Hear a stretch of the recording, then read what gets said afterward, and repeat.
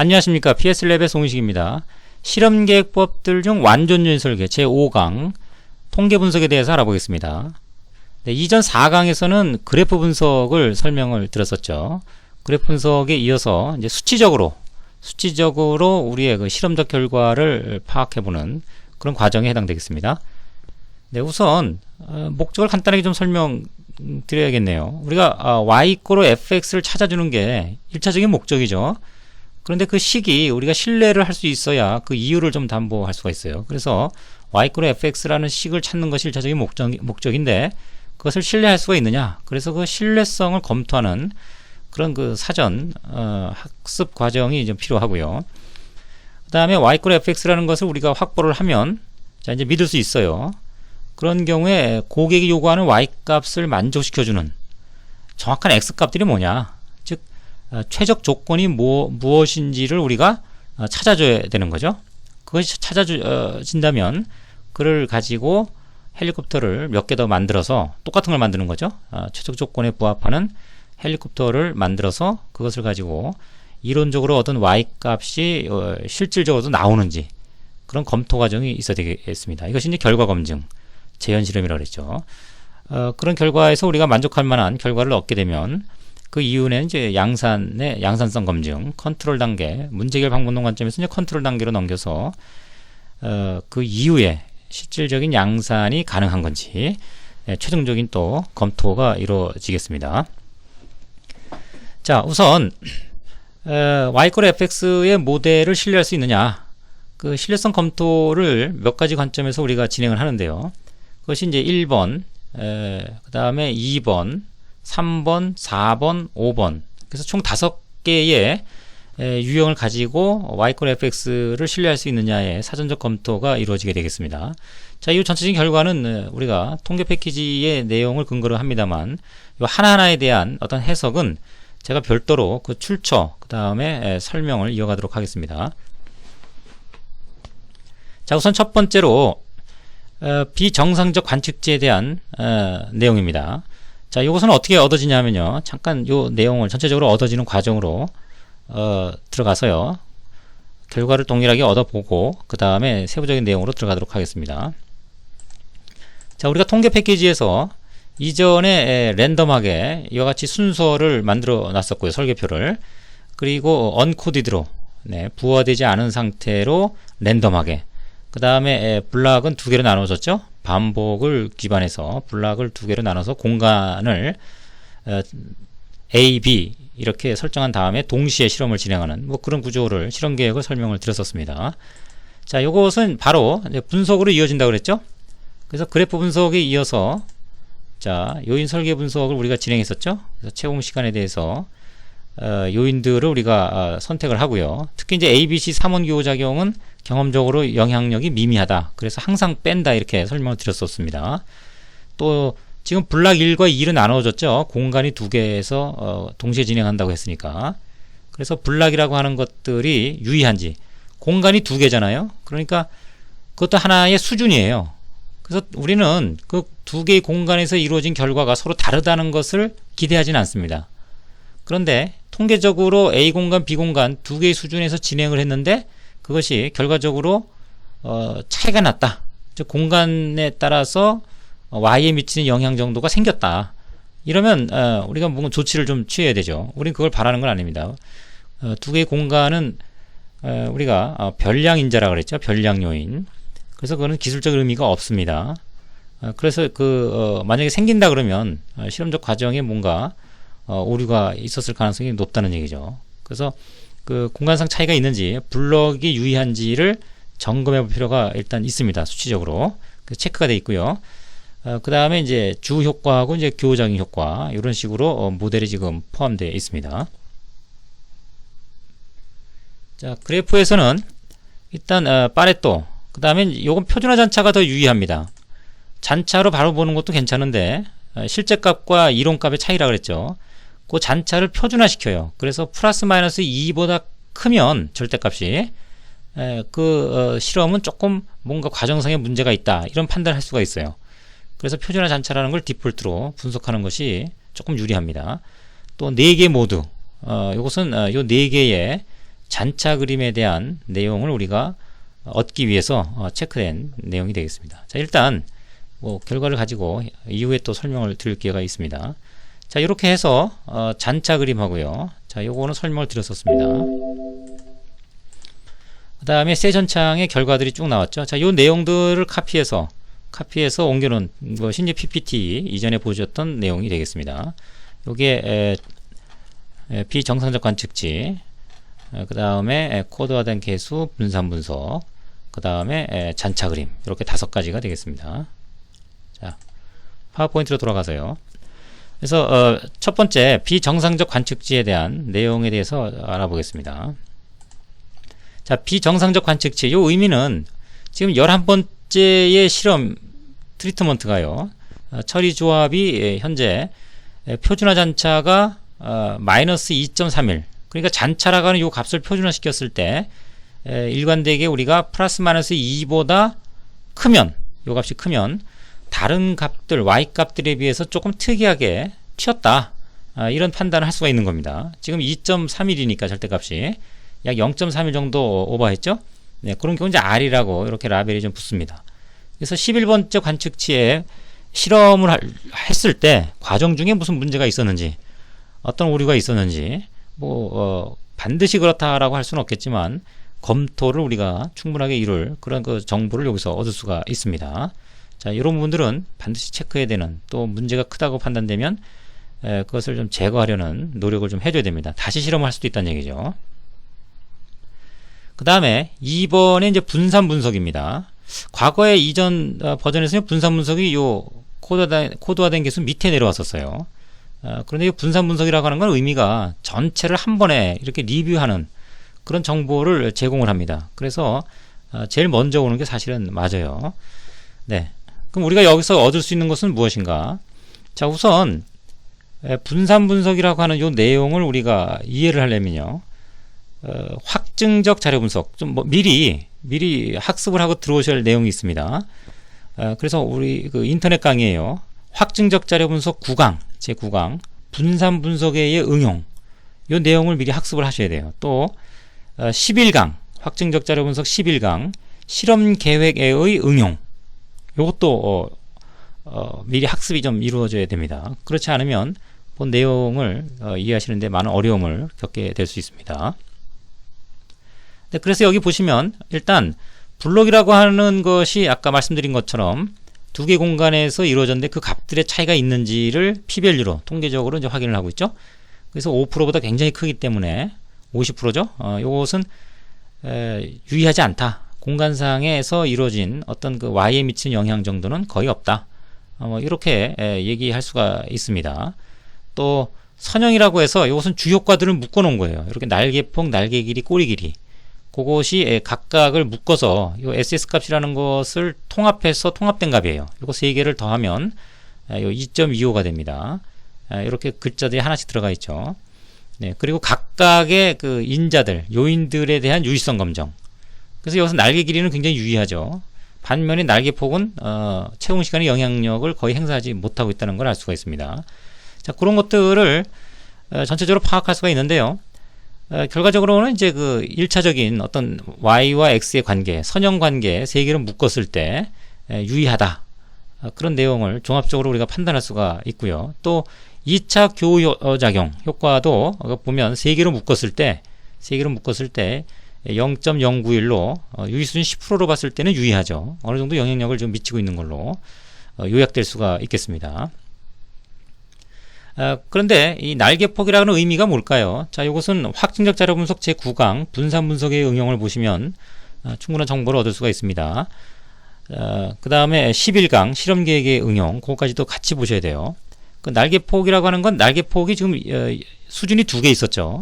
높은 수준과 낮은 수준이 있었습니다. 그것이 높은 수준에서 낮은 수준, 또는 낮은 수준에서 높은 수준으로 값이 바뀔 때, 날개폭의 길이를 우리가 변경시켰을 때 채공 시간에 미치는 영향력을 보는 겁니다. 평균의 변화량을 보는 거예요. 그래서 그 평균의 변화량, 수준이 바뀔 때 Y에 미치는 영향이 한 0.027 정도 된다, 이런 얘기입니다. 날개 길이 같은 경우는 지금 두 개의 수준이 있죠. 그 수준이 바뀔 때 채공 시간에 미치는 영향 정도, 즉 y가 얼마나 흔들리느냐가 1.822만큼 움직였다는 얘기예요. y가. 그러니까 상대적으로 날개 폭에 비해서 날개 길이가 채공 시간에 미치는 영향력이 굉장히 크다는 걸 알 수 있습니다. 0.0의 뭐 몇십 배가 되겠네요. 그렇죠? 뭐 그런 식으로 SS라는 건 서머 스케일이라고 그랬죠. 변동량. 흔들리는 정도인데 이 요인들이 y를 흔들어주는 정도를 표기하는 거예요. 그래서 상대적인 크기만 보더라도 어떤 것이 가장 많이 흔들어대는지, 중요한 요인인지 쉽게 파악할 수가 있습니다. 날개 길이 같은 게 굉장히 상대적으로 크기 때문에 가장 영향력이 크고, 그래서 P밸류가 가장 작죠. 유의하니까. 뭐 이런 식의 SS와 P밸류를 통해서 전체적인 어떤 영향의 정도, 요소별로 채용 시간에 미치는 영향의 정도를 이제 파악할 수가 있게 되죠. 그런데 이것이 요약 정보이기 때문에요. 과거에는 이제 일반적으로는 요 날개폭, 날개 길이, 꼬리 길이, 그 다음에 요 교호작용 각각에 대한 이런 개별 항목들은 사실은 나오지는 않아요, 잘. 그래서 이렇게 보는 것이 일반적입니다. 그것들이 다 합쳐져서 선형 3개, 2차 교호작용 3개. 뭐 이전 버전에서는 다 이렇게 나왔었어요. 또 5차 전체 데이터 개수는 이제 자유도니까 하나 뺀 16개 이렇게 되는 거죠.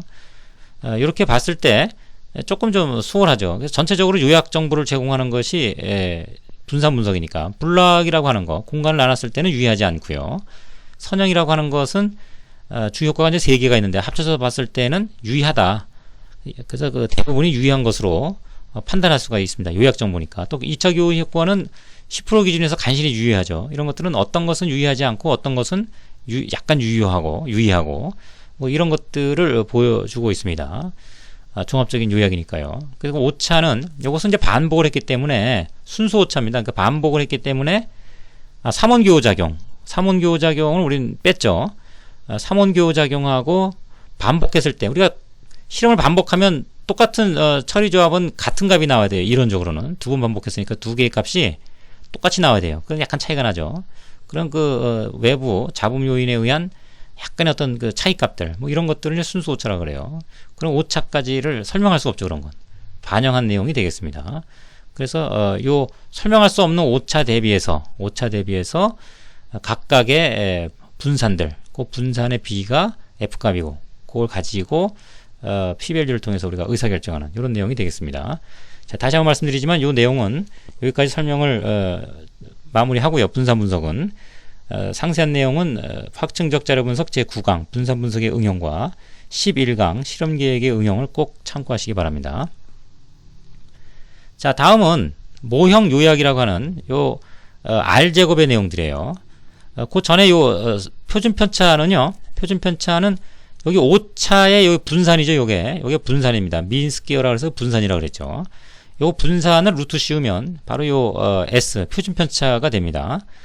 요 의미는 전체가 지금 16번 실험을 했어요. 그 16번 실험한 것들이 실질적으로 설명할 수 없는 왜 요것이 차이가 변동 y가 요만큼의 y를 흔들어 주는지 그 이유를 모르는 그런 내용들이에요. 그래서 요 오차의 요 분산에 대한 표준 편차를 근거로 해서 여러 가지 통계적인 어떤 상대적인 비교를 할 수가 있습니다. 여기서도 일단 1차적으로 상대적으로 비교를 했죠. 설명할 수 없는 것 대비 이온 교호작용에 의한 설명할 수 있는 양, 그 다음에 주효과들에 의한 설명할 수 있는 양 대비 비율을 우리가 구해서 F값을 구했죠. 설명할 수 없는 양을 레퍼런스로 잡고서 이렇게 통계적인 해석을 할 수가 있습니다. 그 내용을 우리 개별 인자들을 우리가 평가할 때도 또 써먹을 수 있어요. 설명할 수 없는 그 양을 가지고 이런 것들에 의한 어떤 변동, 양을 비교해서 의사결정을 또 할 수가 있습니다. 자, 그건 여기서 설명을 드리도록 하고, 일단 표준 편차는 이 분산에 대해서 루트를 씌운 그런 값이 되겠습니다. 다음은 이제 R제곱과 R제곱 수정인데요. R제곱, R스퀘어라고 합니다. RSQ, R스퀘어. 이건 뭐냐면 전체 변동이, 요건 변동이 어떤 식으로든지 이건 변화가 없습니다. 전체 변동. Y가 흔들어주는, X가 Y를 흔들어주는 그런 전체 흔들어주는 양이에요. 그래서 요 양 대비해서 실제 의미 있는 양이라는 건 요 양들이죠. 요것들은 왜 의미가 있냐면 요런 X들을 가졌기 때문에, 우리가 선택했기 때문에. 또 그 선택된 그 X들에 의해서 교작용이 또 생겨나죠? 그러니까 이것도 우리가 선택한 거예요. 그러니까 이렇게 선택한 것들에 의해서, 즉 y를 흔들어 줄 수 있는 그런 요소들에 의해서 실질적으로 흔들린 양, 그거의 비율을 얘기합니다. 그러니까 이게 크면 클수록 우리가 선택한 인자들이 y를 얼마큼 흔들어 주느냐의 양이니까, 네, 모델이 실제 데이터를 얼마나 잘 설명해 주느냐, 그 정도를 얘기합니다. R제곱이라고 하는 건. 다시 R제곱이라고 하는 건 우리 모델이 y = fx가 실질적으로 실질 데이터를 얼마나 잘 설명해 줄 수 있느냐. 왜냐하면 선택된 그 x들로 인해서 나온 변동량, y를 흔들어 주는 양이 전체 대비해서 얼마인가, 그 얘기를 하는 거니까요. 그런데 요걸 하면 맞습니다. 맞는데 텀들이 많잖아요. 그러니까 계산이 좀 번거로우니까 전체를 1로 보고요. 1에서 요거분의 요 오차의 비율을 빼주는 것 값과 같아요. 그래서 1 마이너스 요거분의 요거 곱하기 100, 이런 식으로 보통 일반적으로 구하게 됩니다. 자, 그래서 그 R제곱 한번 좀 이따 구해보고요. 구해볼 뭐 기회가 또 있습니다. 바로 그 다음에 R제곱 수정을 좀 별도로 또 설명을 드리면, R제곱 수정이라고 하는 것은 이런 내용입니다. 여기 보시면 날개 길이는 지금 유의하죠. 굉장히 유의한데 날개 폭은 굉장히 유의하지 않아요. 또 여기 보시면 날개 폭, 날개 길이는 유의 수준 10%에서 유의합니다. 그런데 반면에 날개 길이, 꼬리 길이라는 교호작용은 0.234로 사실은 영향력이 별로 없어요. 날개 길이 곱하기 꼬리 길이라고 하는 것은 0.234, 그래서 10%로 보더라도 y에 미치는 영향력은 거의 없습니다. 그래서 이런 것들은 사실 식에 넣어서 우리가 관리할 필요가 없죠. 복잡하게. 그래서 식에서 빼버립니다. 이런 것들은 이제 풀링이라고 그래요. 그런데 자, 요걸 식에 넣고 우리가 굳이 관리할 필요가 없어 식에서 빼는데, 그 빼는 방식은 어떻게 수학적으로 처리가 되느냐. 일단 요 교작용이 y를 흔들어주는 정도가, 교작용이 높은 수준에서 낮은 수준으로 바뀔 때 y 값은 얼마나 변동하느냐, 그 차이값이 0.156만큼 흔들려요, y가. 그런데 요것을 식에서 빼버리면 y를 흔들어주는 양이 아니라 이것은 왜 생겼는지 모르겠다라고 하는 오차라고 하는 요 양에 포함이 되어버립니다. 어딘간 가긴 가야 되죠. 질량 보존의 법칙처럼 이 변동의 보존 법칙이 성립하는 거죠. 그래서 이 오차에 합쳐집니다. 이걸 병합이라고 그래요. 그래서 풀링을 보통 병합이라는 표현을 쓰기도 합니다.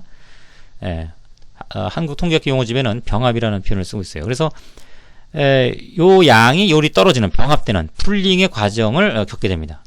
그리고 요게 바뀌니까요. 요게 분산이 바뀌어요. 그죠? 오차. 그러면 요거분의 요거에서 요 F값이 나오니까 F값 자체들도 다 바뀌게 됩니다. 요게 분모가 바뀌니까. 그럼 P값이 다시 바뀌게 되는 거죠. 따라서 가장 유의하지 않은 교호효과부터, 교호작용부터 가장 유의하지 않은 것부터 하나를 빼고 확인하고 또 빼고 확인하고 이런 식으로 요게 변하니까요. 그래서 유의하지 않은 게 유의하게 될 수도 있습니다. 그러니까 매번 요것들을 빼가면서 전체적으로 풀링의 과정을 겪게 되는 거죠. 그런데 이렇게 내려올 때 자, 전체 총계 총 SS 값 분의 요거의 비율, 오차의 비율을 통해서 우리가 요걸 계산한다 그랬어요. 그렇죠? 그런데 요게 하나 풀링돼서 밑으로 내려오면 오차가 증가하죠. 오차가 증가하니까 풀링 할 때마다 요 R제곱은 큰 폭으로 흔들립니다. 분자 양이 변하니까요. 분모는 일정한데 분자 양이 요게 풀링할 때마다 증가하니까, 분모분의 분자인데 요 R제곱은, 그런데 분자가 자꾸 커지니까, 또는 빼버리면 작아지겠죠. 자꾸 일반적으로 이제 병합하면 커지니까요. 요것이 양이 증가합니다. 증가하니까 우리가 요거 갖고서 의사결정을 해줘야 되는데, 너무 풀링할 때마다 큰 폭으로 움직인다 그러면 이걸 우리가 신뢰할 수 있어야 되는지 말아야 되는지 조금 혼란을 겪게 되죠. 따라서 풀링을 하더라도 덜 흔들리는 요 R제곱 수정이라는 것을 우리가 산정해서 이용을 합니다. 그 R제곱 수정은 요 전체 요 분산분의 요 오차의 분산에 비해요. 1 마이너스. 이것도 전체적으로 요것들의 전체 총 분산과 요것들의 비율로 볼 수 있지만, 오차의 내용을 가지고만 간단하게 계산할 수가 있어요. 그래서 전체 분산분의 1 마이너스 전체 분산 요거 분의 오차의 분산. 네, 그렇게 되면 요것이 R제곱 수정이 되고요. 요것은 풀링에 따라서 덜 흔들립니다. 왜냐하면 어차피 총 분산은 고정값이고요. 분산은 요거 나누기 요거 하면 얻어진다 그랬죠. 그래서 요것은 일정하게 유지가 되고요. 그거 분해 8분의 요 SS 값, 요게 이제 요 분산 값이죠. 근데 8분의 요 SS 값이라고 하는 것은 가만히 보면 풀링할 때는 하나가 내려오니까 요 8이 9가 돼요. 그 다음에 여기 있는 값이 여기 또 병합이 돼요. 그러니까 분모 분자가 일정한 비율은 아니지만 분자가 증가하면 분모도 증가해요. 풀링을 2개 하면 요 8은 10이 됩니다. 2개가 내려오니까. 그 다음에 요 2개가 했다 그러면 요 2개의 합친 값이 SS 값으로 내려와요. 그러니까 요거 분의 요거에서 요게 나오는데 분모 분자가 같은 비율은 아니지만 증가하면 같이 증가하고 감소하면 같이 감소하니까 결과적으로는 요것은 변동량이 R제곱에 비해서는 그렇게 크지 않게 되는 거죠. 따라서 이렇게 여러가지 X들, 항들이 많은 경우에는 R제곱을 보는 게 아니라 R제곱 수정을 보고서 의사결정을 우리가 판단을 좀 하게 됩니다. 자, 이 과정을 우리가 엑셀을 가지고 계산을 한번 해보도록 하겠습니다. 네.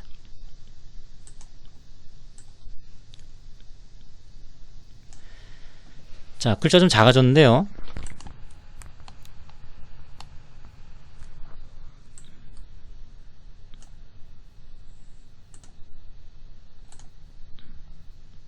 네.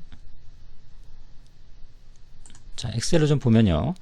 일단 표준 편차는 요 분산, 오차에 루트를 씌우면 요 표준 편차가 된다 그랬죠.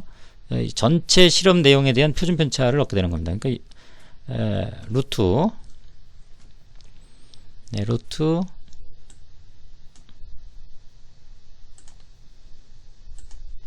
0.09396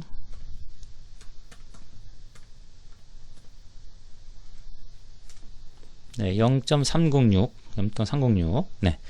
그 다음에 R제곱 전체 SS 값 분의 우리가 인위적으로 선택한, 즉 Y를 흔들어주는 어떤 값들에 대한 비율이라고 그랬죠. SS 값들의 비율인데 그렇게 계산하면 조금 번거로우니까 네, 1 마이너스 전체에서 요 오차의 변동 비율을 빼면 된다 그랬죠. 그래서 0.7517 0.7517 나누기 전체 변동 3.92378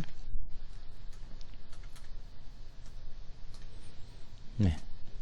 자, 약 한 80.84% 네, 80.84%죠. 그러니까 우리 모델이 실제 데이터를 한 80.84% 정도 설명한다. 이렇게 볼 수가 있겠습니다. 그런데 아까 말씀드린 것처럼 요 풀링에 따라서 의미 없는 것들을 밑으로 병합시키는, 합쳐져 버렸을 때 요 분자의 양 0.757이 막 변하겠죠? 그럼 1은 상수고 요거 분자도 상수니까 결과적으로는 풀링에 따라서 이 R제곱 값은 크게 변동을 하게 돼요. 그래서 우리가 R제곱 수정이라는 값으로 활용한다 그랬죠. 자, 그것은 요 내용을 이용합니다. 분산의 내용 동일하게, 자, 요거 나누기 요거 분산을 구해야 되니까 총분산. 일단 분모는요 15 요 3.92378 나누기 15 이렇게 되면 분모의 분산, 총 분산은 0.26이에요. 자, 그 다음에 여기 분자는 1 마이너스 할 거죠. 1 마이너스 요거의 분산이죠. 0.09396. 근데 계산 과정은 요거 나누기 요거가 되겠죠. 그래서 여기는 0.7517 나누기 8. 자, 이렇게 하면 0.09396 요 값이 나오죠.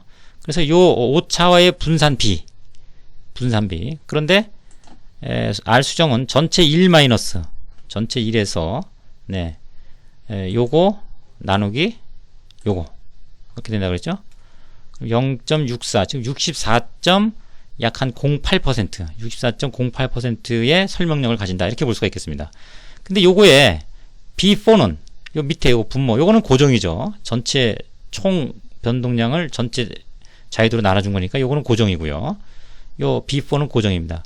근데 B3는 요걸 보시면 분자를 보시면 8분의 0.7517이죠. 근데 만약에 풀링을 하게 되면 위에서 한 개가 내려오면 요 8은 9가 되고 그 다음에 내려온 항의 변동량 SS 값이 여기에 더해지죠. 그러니까 분모도 좀 증가하고 분자도 증가하니까 이것은 풀링에 따라 좀 덜 흔들리는, 분모 분자 같이 변하니까요, 덜 흔들리는 그런 구조가 돼버리는 거죠. 그래서 우리가 R제곱 수정을 구할 때 B3가 덜 흔들리는 구조로 만들어지니까 조금 안정된 형태로, 풀링에 따라서 좀 안정된 형태로 우리가 R제곱을 볼 수가 있게 됩니다. 그래서 현실적으로는 요걸 보는 게 아니라 항이 2개 이상일 경우에는 요 R제곱 수정을 보게 되는 거죠. 그래서 현재는 64.08% 정도를 설명할 수 있다 라고 하는 것이 현재 보여지는 내용이 되겠습니다. 자, R제곱 예측은 우리가 모델식을 갖고서 실제 데이터를 예측을 할 때 그 예측력이 한 23.37% 정도 된다는 얘기예요. 굉장히 떨어지죠? 네. 어쨌든 이것은 예측할 때 예측력을 얘기하는데 상당히 뭐 좋은 어떤 상황은 아니라는 겁니다. 여러 가지 뭐 이용이 있겠죠. 주로 이제 SS 값을 우리가 좀 증가시키는, 또 오차 값을 낮춰주는 이런 노력을 하지 않으면 이것은 좀 개선하기 좀 어렵죠. R제곱 예측 계산 과정은 도움말의 그 방법의 공식을 참조하시기 바랍니다. 이것은 행렬, 대수에 관련된 대수학의 그 행렬식들을 좀 활용을 해야 되기 때문에, 자, 여기서 본 내용에서의 설명은 생략하도록 하겠습니다. 다음은 네 번째, 하나, 둘, 셋, 네 번째입니다. 네 번째 이제 코드화된 개수, 부호화된 상태에서의 개별 x들에 대한 유의성 검정이 되겠습니다. 내용적으로는 개별 x들, 여기서 이제 보통 개별 x들이 나오긴 합니다만 분산 분석은 합쳐서 보는 그런 요약의 어떤 내용이라 그랬죠. 이렇게 요약의 어떤 전체적인 내용을 파악하는 그런 통계적 분석이라 그러면 여기서 이제 회귀 분석의 내용에 해당되겠어요. 회귀 분석. 우리가 지금 통계 분석은 분산 분석과 회귀 분석, 그 다음에 잔차 분석으로 나눈다 그랬죠. 세 가지로. 분산 분석은 설명을 드렸고요. 지금 이제 회귀 분석에 대한 내용입니다. 그래서 개별 x들이 유의하냐 그런 관점인데, 결과적으로는 여기 p-밸류 값이 쭉 보시면 0.05 기준에서 날개 길이가 가장 유의하고요. 그 다음에 꼬리 길이가 유의 수준 10% 기준에서 0.07, 10% 작으니까 7%니까 유의합니다. 또 날개폭, 날개 길이, 요 교호작용도 좀 유의한 수준이고요. 이건 10% 기준에서 턱에 걸렸네요. 날개폭, 꼬리 길이는 0.105니까. 그래서 주로 이런 요인들이 유의하고요. 날개 길이, 꼬리 길이는 이제 유의하지 않다는 것을 확인할 수가 있습니다. 이런 건 풀링 대상이라고 그랬죠. 그래서 어쨌든 풀링을 일단 좀 해서 정리를 좀 해야 됩니다. 자, 그 전에 수리적인 내용을 조금 설명을 드릴 필요가 있겠네요. 우선 그 효과라고 하는 거. 자, 이 효과는 이전 그래프 4강에서 설명을 드렸었어요. 그래서 주효과, 개별 인자들을 이렇게 직교의 원리 때문에 구분해서 우리가 파악할 수가 있고요. 특히 이제 꼬리 길이를 우리가 봤을 때, 꼬리 길이 같은 경우는 효과가 0.3이죠? 네, 0.32. 타점을 낮은 수준 평균값, 높은 수준 평균값 이렇게 했을 때 우리가 효과라고 하는 것은 바로 요 높이라 그랬습니다. 낮은 수준에서 높은 수준, 높은 수준에서 낮은 수준으로 바뀔 때 그 y의 변동량, 평균 변동량 0.32 요 값이 바로 그 효과가 되겠습니다. 그래서 꼬리 길이는 0.32. 뭐 다른 것들도 요 높이가 전부 효과에 해당되겠습니다. 그래서 효과가 큰 것이 영향력이 크다는 것을 알 수가 있죠. 날개 길이가 가장 영향력이 큽니다. 효과를 통해서 우리가 파레토 차트를 그리면 요인들에 대한 파레토 차트를 그려서 가장 큰 것이 영향력이 큰 거다. 자, 그런 내용을 시각적으로 확인할 수가 있다고 그랬죠. 그 다음에 개수. 요 개수는 우리가 모델을 구성할 때 그 개수에 해당되겠습니다. 예를 들면 현재 같은 경우는 있는 그대로 보면 y는 요게 상수죠. 3.4713. 그 다음에 플러스 0.0413 곱하기 날개 폭 플러스 0.3375 곱하기 날개 길이 플러스 0.16 곱하기 꼬리 길이 마이너스 0.1575 곱하기 날개 폭 곱하기 날개 길이, 이런 식으로 모델을 우리가 만들 수 있는 것이 요 개수입니다. 데이터로부터 추정된 거죠. 그럼 요 개수는 어떻게 만들어졌느냐? 개수는 기울기죠. 그러니까 우리가 직계의 원리 때문에 이걸 독립해서 볼 수가 있다고 그랬고요. 따로따로. 그래서 x가 두 단위 갈 때 코드화된 거니까, 이건 코드화된 상태로 해석하는 거니까, x가 두 단위 갈 때, 여기 마이너스 1에서 1 가는 거니까, 두 단위 갈 때 y가 얼마큼 갔어요? 0.32만큼 갔으니까 요거 분의 요거, 그것이 기울기 아닙니까? 그러니까 2분의 0.32, 즉 0.16이 꼬리 길이의 기울기 개수가 되는 겁니다. 나머지도 2로 나눠주면, 요 효과를 2로 나눠주면 바로 개수가 됩니다. 개수들이. 또는 요것이 0이죠. 0. 요 0이라고 하는 요 값, 여기에서 요 1만큼 갔을 때 0.16 가는 것으로 해석할 수도 있겠죠. 뭐 같은 내용입니다. 1분의 0.16. 어쨌든 그것은 같은 기울기니까. 자, 그래서 개수는 그런 식으로 얻어질 수가 있습니다. 자, 그러면 요 가설 검정은 또 뭐냐? 일단 그 SE 개수라는 것을 얻어서요. SE 개수를 가지고 요 개수의 어떤 변화된 상태를 우리가 파악해서 t값을 만들고 그거 갖고 통계적 결론을 내립니다. 자, 요 내용은 가설 검증에 관련된 거거든요. 그래서 실질적으로 정확하게 이해하시려면 확증적 자료 분석 13강부터 19강에 대해서 좀 마스터를 해주셔야 돼요. 네, 정규분포와 그 다음에 표준 정규분포, 그리고 확증적 자료 분석 22강, 그러니까 13강부터 19강을 기본적으로 마스터 하신 다음에 확증적 자료 분석 22강에 가설 검정의 응용을 여러분이 사전 학습이 이루어지셔야 본 내용을 이해할 수가 있습니다. 좀 어렵죠? 네, 그래서 학습에 뭐 단계가 있기 때문에 네, 그런 어떤 절차를 좀 밟으시도록 가이드를 좀 해드리고 있습니다. 근데 일단 뭐 여기 있는 내용대로 좀 설명을 드리면요. 일단 그 SE 개수라는 거, 이건 어떻게 중심간 정리에 의한 어떤 결과값들이에요. 이런 것들이다. 확증적 자료 분석 13강부터 19강에 설명되어 있습니다. 그래서 이 표준 편차를 전체 데이터가 지금 16개예요. n-1이니까 이건 한 개 줄어든 거니까 16개로 나눠줍니다. 루트 n분의 0.306533 하게 되면 루트 16분의 0.306533 하게 되면 표준 편차 하게 되면 이것이 현재 오차에 대한 표준 오차가 돼요. 표준 오차라는 건 중심극한 정리에 의해서 형성되는 어떤 표준 편차를 얘기합니다. 자, 이것은 확증적 자료 분석 13강, 16, 19강을 좀 먼저 학습을 좀 하실 필요가 있습니다. 그래서 어쨌든 표준 편차 분의 0.16-0, 0.16이라고 하는 것은 여기에 요 개수값이에요. 자, 가설 검증하는 겁니다. 지금 이것이 t값이에요. 2.088이라는 게 자, 꼬리 길이에 대한 것만 보는 겁니다. 여기 2.09라고 나왔죠. t값이 요 t값이 2.09. 그럼 반올림해서 이제 2.088이 반올림해서 2.09가 되죠. 네, 그 값입니다. 그렇게 나온 값입니다. 그래서 요 밑에 있는 요 표준 편차는 우리가 실험에서의 그 에러의 오차의 분산, 그것을 루트 16으로 16개를 루트 씌워서 나눈 그 값이 SE 개수라고 하는 표준 오차라는 값을 얻게 되는 거고요. 그거 분해, 그래서 요거 분해 개수 마이너스 0 하게 되면 요 t값이라는 것을 얻게 됩니다. 나머지도 동일합니다. 그러면 요 분자에 해당되는 요 양은 또 뭐냐? 요건 이제 기울기가, 요거 보세요. 요거 전체 평균입니다. 요게 y값들의 전체 평균인데 요것이 전혀 움직이지가 않으면 기울기는 제로죠. 그것이 점점 기울기가 커진다 이런 얘기는 효과가 생긴다는 얘기죠.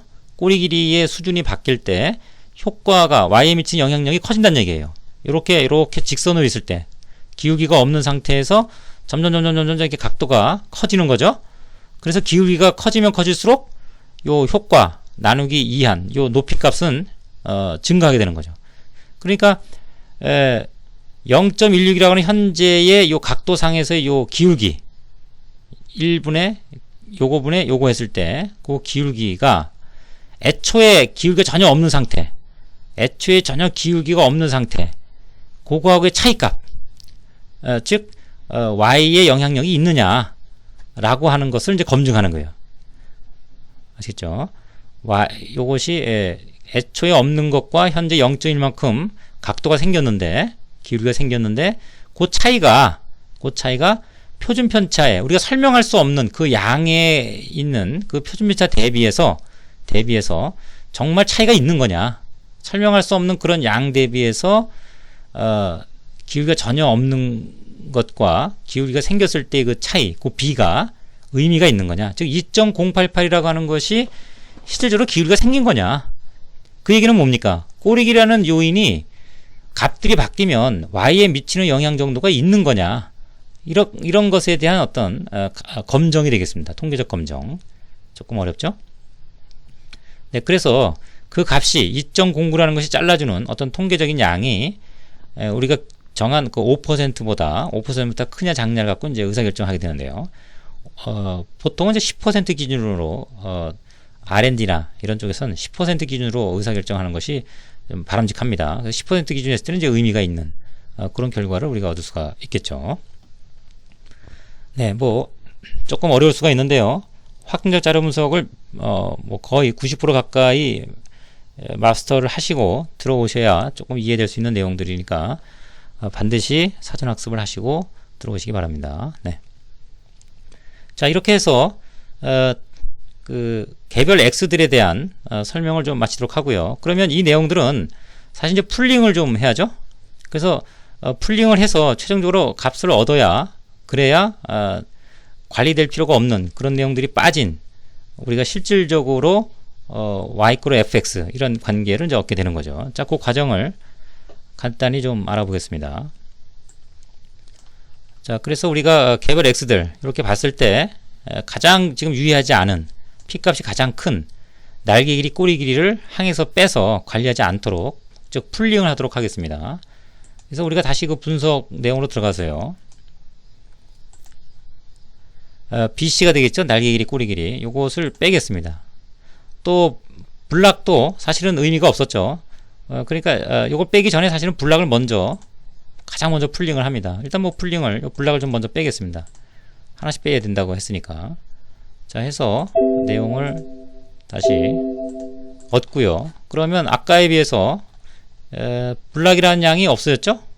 그래서 블락 두 공간에서 했을 때 그 차이가 Y에 미치는 영향력이 약간 있었습니다. 블락에 의해서 어떤 미치는 영향력이 약 한 0.0538 정도 Y를 흔들어 줬는데 그 양이 요 밑에 전체 오차에 블락이 요 0.0462만큼 흔들어 줬네요. 그것이 어디로 갑니까? 요 0.7517에 이제 병합이 되는 거죠. 네. 그래서 새로운 어떤 값은 블락은 없어지고요. 그 값은 이렇게 오차에 여기에 병합이 됩니다. 그래서 반복을 한 경우는 이렇게 적합성 결여라는 것이 또 나타나요. 반복을 하는 경우에는 블락을 없애면 순수 오차는 이제 반복을 통해서 나온 오차고요. 적합성 결여는 블락을 아까 병합을 했죠.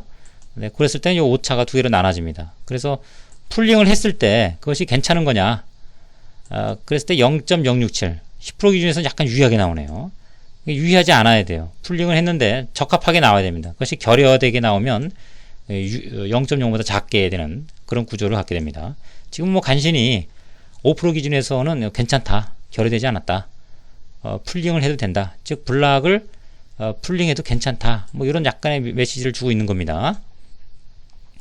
자, 그 다음에 또 한번 보는 거죠. 날개 길이, 날개 꼬리가 또 유의하지가 않죠. 자, 그래서 다시 한번 풀링을 합니다.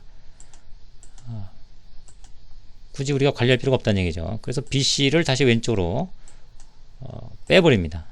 빼면은 그 BC의 수준이 Y를 흔들어주는 양은 다시 어디로 간다?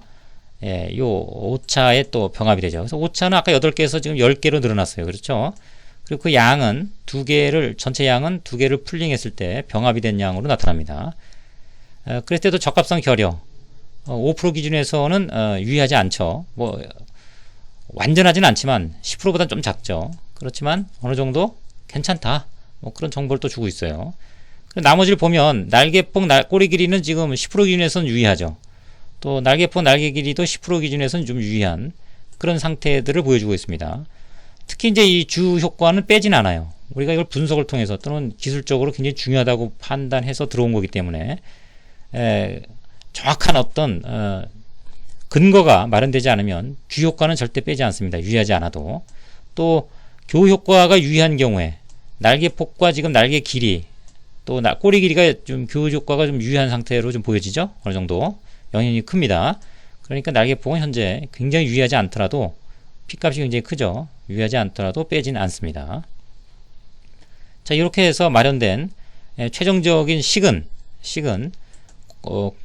코드화된 상태에서는 y는 3.4713 플러스 0.0413 날개폭 플러스 0.3375 곱하기 날개 길이 플러스 0.16 곱하기 꼬리 길이 마이너스 0.1575 곱하기 날개폭 날개 길이 마이너스 0.14 곱하기 날개폭 날개 길이 이렇게 코드화된 어떤 그 모델식을 확보하게 되는 거고요. 코드화되지 않은 상태에서는 실제 값을 입력하는 거죠. 이것은 x에 마이너스 1과 1 사이 값을 넣을 수 있지만 자, 요것은 실제 값을 넣어도 된다 그랬죠? 요 날개 길이에. 자, 그랬을 때의 모델식이 되겠습니다. 자, 이렇게 해서 모델식을 우리가 어느 정도 확보한 그런 단계에 이르렀다고 볼 수가 있겠습니다. 자, 다음은 지금 요 내용을 설명을 드렸고요. 참고로 요 VIF라는 건 x들 간의 상관관계를 보는 겁니다. 분산 팽창계수라 그래서 이것이 증가를 하면 x 간의 상관관계가 존재한다는 거기 때문에 또 별도의 절차가 있습니다. 현재 상태에서는 설명을 좀 생략하고요. 다중회귀나 추가적인 어떤 모델식을 설명을 하는 또 강의가 마련되어 있으니까 향후에 그 단계에서 자세한 설명을 또 갖도록 하겠습니다. 자, 다음은 4-1과 4-2 모델식을 우리가 실제 값이든 코드화된 상태든 확보를 하게 되면요. 다음은 끝으로 잔차 그림 분석을 하게 됩니다. 잔차 분석이라고 보통 얘기를 합니다. 우리가 분산 분석, 지금 회귀 분석을 마쳤고요. 다음은 이제 잔차 분석이라고 하는 것을 또 하는데요. 잔차 분석은 우리가 분산 분석이 나오면 항상 잔차 분석을 포함을 시킵니다. 영문으로는 residual diagnostic이라고 그래요. 진단이라고 그럽니다. 그래서 분석이란 말보다는 이제 진단이 조금 적합하고요. 왜 진단이냐? 이 모델식이 적합한지를 최종적으로 판단해주는 뭐 그런 어떤 내용이기 때문에 진단이라고 하는 표현을 쓰게 되는 거죠.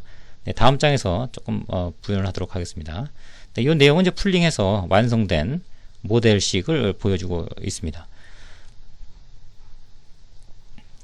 자, 잔차 분석은요. 만약에 y라고 하는 이론적인 값이 있다고 그랬죠. 또 우리가 실질적으로 실험을 통해서 얻은 y값이 있습니다. 그러니까 보통 y하고 y 헤드라 그랬죠. 이론적인 값. 요 차이가 바로 이제 잔차다 이렇게 설명을 드렸어요. 레지듀얼. 그러면 요 차이를 값을 때 요 잔차 차이를 얻었을 때 요 잔차들이 이상적인 값은 다 0이 돼야 되겠죠. 그것은 100% R제곱이 100이다. 100% 설명한다. 우리가 이론값이 실제 데이터를 100% 설명하는 그런 구조가 되겠죠. 근데 이것이 뭐 그런 내용은 뭐 존재할 수가 없습니다. 그래서 올바르게 우리가 식이 적합이 됐다 그랬다면 맞춰졌다 그러면 0을 중심으로 해서 잔차는 조금 작은 값이 나올 수도 있고 조금 큰 값이 나올 수도 있죠. 요게 조금 클 수도 있고 요게 조금 작을 수도 있어요.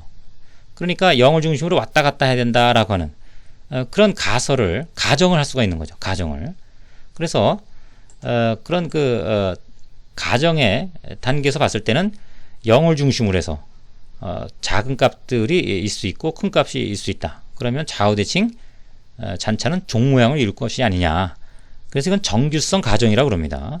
정규성을 가정하는 그런 상태가 되고요. 데이터가 몇 개 안 되니까 히스토그램으로 확인하기가 좀 어려워요. 그래서 직선상의 정규 확률도의 타점의 형태를 통하고 이것도 조금 불안하죠. 그래서 이 P값을 통해서 확인할 수가 있습니다. 뭐 5% 기준에서는 정규성이라고 하는 것을 가정할 수가 있겠네요.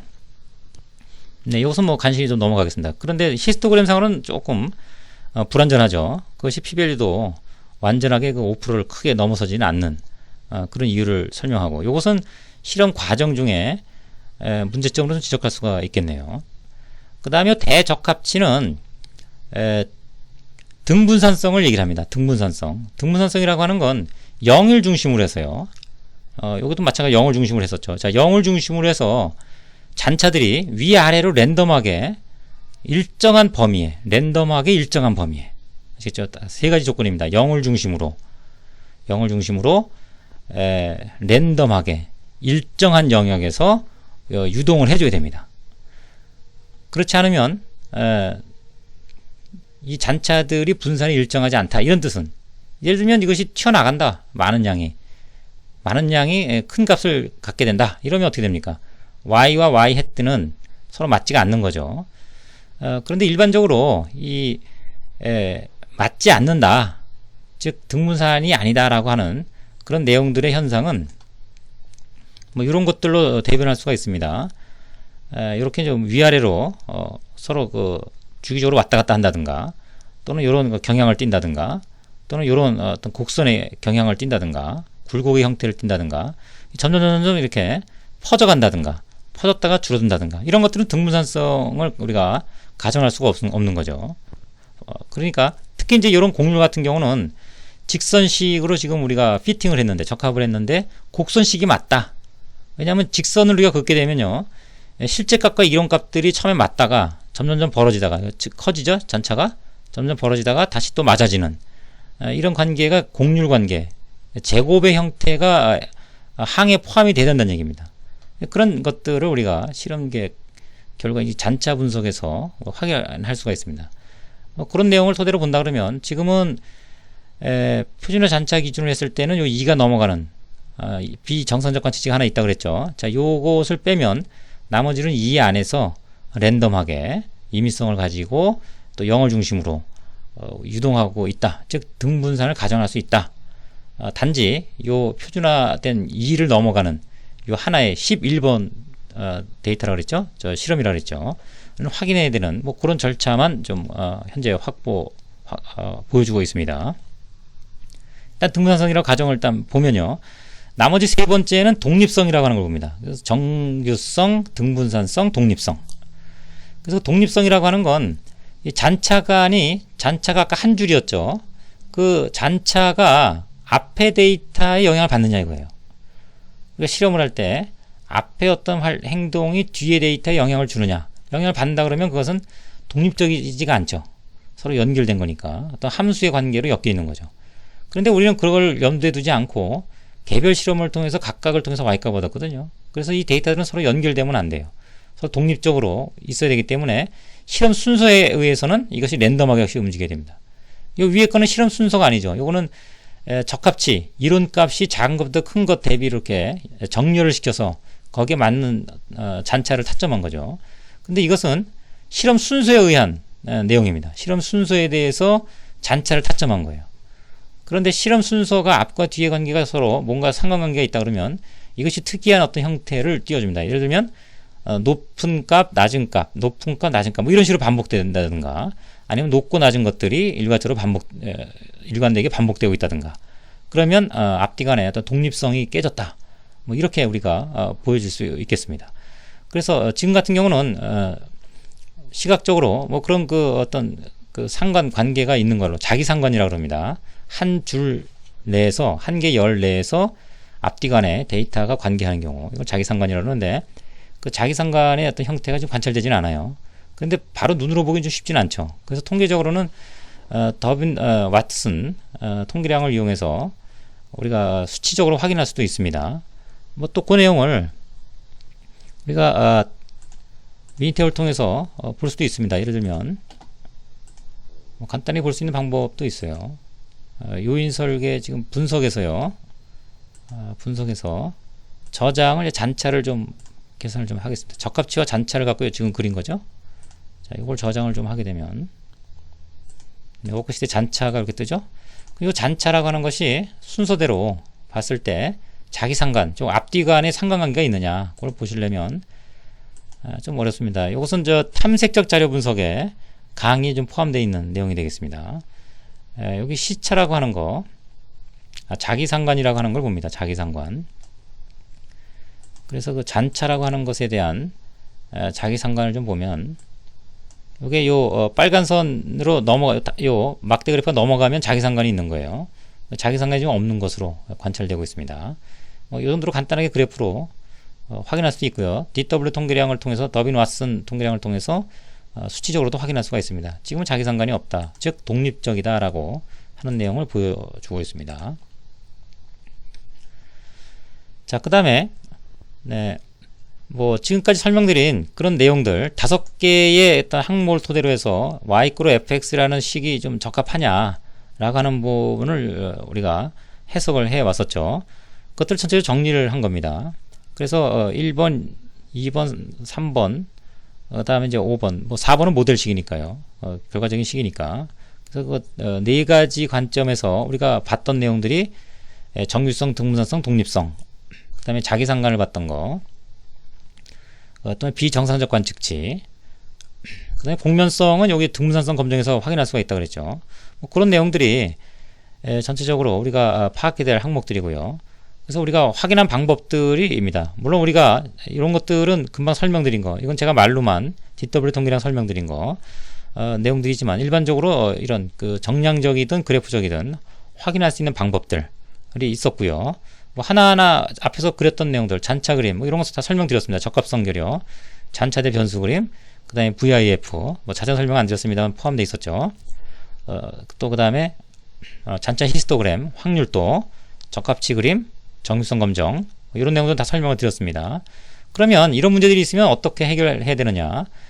주로 이제 변수 변환, 변수라는 건 y와 x의 관계가 액면 그대로 값을 갖고는 안 되니까 그 값들을 다른 형태로 변환을 시켜서 직선식으로 만들어주는 거예요. 루트를 씌우면 큰 값은 작아지고 작은 값은 변동이 없죠. 그래서 2분의 1승을 해준다든가 y값에, x값에 뭐 이런 식의 변수 변환을 통해서 직선식으로 만들 수가 있어요. 뭐 그런 내용들. 또 뭐 이상치, 뭐 틴 데이터 이런 것들을 있다 그러면 좀 확인을 해라. 또 여러 가지 뭐 수학적인 방법. 그 다음에 독립성이 깨진다. 즉 실험 순수에 의해서 이것이 반드시 자기 상관이라는 것이 존재하는 그런 내용이다. 이렇게 판단이 된다 그러면 그 자체를 가지고 우리가 수식을 만들 수가 있습니다. 시계열 분석을 통해서 뭐 이런 어떤 그 통계적, 수학적 방법을 가지고 해결책을 마련할 수가 있습니다.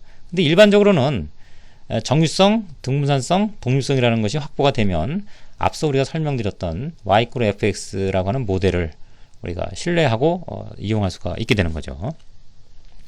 자, 다음 최종적인 마무리는요, 그 식을 가지고 최적 조건을 찾는 거죠. 이 과정은 다음 6강의에서 설명을 드리겠습니다만 어떻게 찾는지만 간단히 보여드리고 정리하도록 하겠습니다. 그래서 우리가 지금 실험을 다 마쳤어요. 그리고 y = fx라는 식도 신뢰할 수가 있습니다. 그러면 반응 최적화 도구라고 하는 실질적으로 y를 만족시켜주는 x가 얼마냐 라고 하는 것들을 찾아주는 거죠. 그래서 지금은 채공 시간은 이제 망대 특성이죠. 크면 클수록 좋은 특성이고요. 그래서 설정을 우리가 목표값은 4.2였는데 이것은 크면 클수록 좋아요. 그러니까 일단 뭐 4.38도 좋습니다. 4.2라고 4.0 또는 4.2 뭐 우리가 목표를 설정한 것이 4.0이라 그러면 4.0이 되겠죠. 그 다음에 하한은 이건 규격을 얘기해요. 우리가 3.5m로 내려가는 건 안 된다 그러면 하한 값을 설정을 합니다. 그 이상이야 상관없으니까 상한은 존재할 수가 없죠. 뭐 이런 형태로 필요한 옵션을 우리가 뭐 추가할 수는 있겠습니다만 기본적으로 이제 설정을 우리가 완료를 하게 되면 이런 결과 값을 얻게 될 수 있죠. 됩니다. 그래서 현재 4.2초만큼을 채용시킬 수 있는 거죠. 최대값을.